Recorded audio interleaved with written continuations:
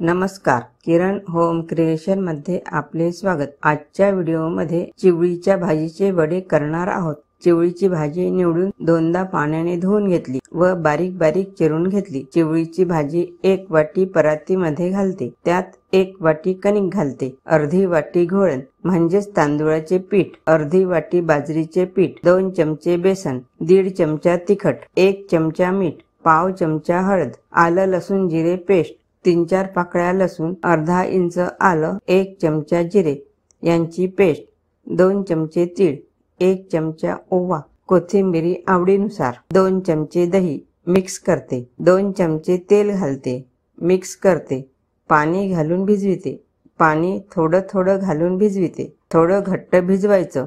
छान घट्ट भिजवून झाले, थोडं तेल लावते, झाकण ठेवते, 10 मिनिट मुरण्याकरिता ठेवते। 10 मिनिटांनी बघू, थोडं मळून घेते, या पिठाचे वडे करू। हाताला थोडं तेल लावते, साधारण आकाराचा गोळा करते, त्याला प्रेस करून चापट करते, मध्ये छिद्र पाडायचं। वडे करून ठेवूया।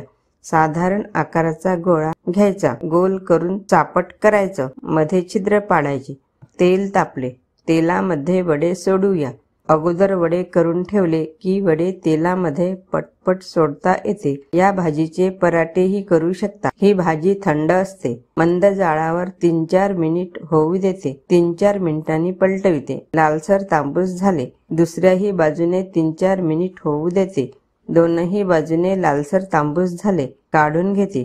चिवळीच्या भाजीचे चवदार वडे तयार झाले। परत वडे तेलामध्ये घालूया, मंद जाळावर होऊ देते, पलटवून घेते, दोनही बाजूने लालसर तांबूस कडक वडे तयार झाले, काढून घेते। चिवळीच्या भाजीचे चटकदार कुरकुरीत वडे तयार झाले। हे वडे सॉस सोबत सर्व करावे।